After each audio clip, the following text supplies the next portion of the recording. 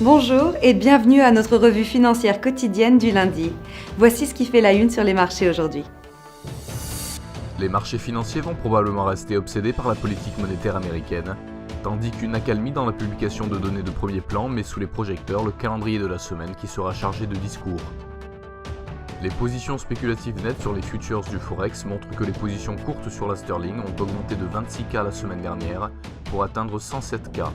C'est un niveau record pour les positions courtes sur la sterling. La hausse des taux décidée par le Federal Open Market Committee en mars n'est pas parvenue à booster le taux de change dollar-yen et la paire semble redescendre vers son niveau le plus bas en 2017.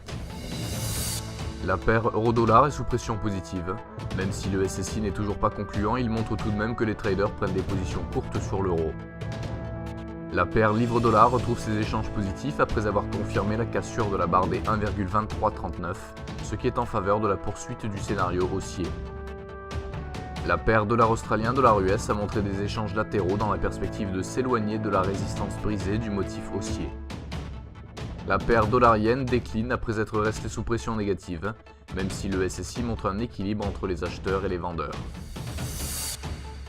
L'indice d'activité nationale de la Fed de Chicago sera publié à 11h30 GMT, l'indice Rightmove des prix immobiliers à minuit 1 GMT, l'indice des prix à la production en Allemagne à 7h GMT, le coût du travail dans l'eurozone à 10h GMT, les ventes en gros au Canada à 12h30 GMT et l'enchère des obligations américaines à 3 mois à 16h30 GMT.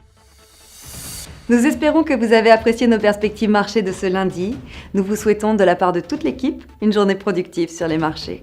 N'oubliez pas de vous connecter demain matin pour retrouver les dernières nouvelles et événements des marchés financiers.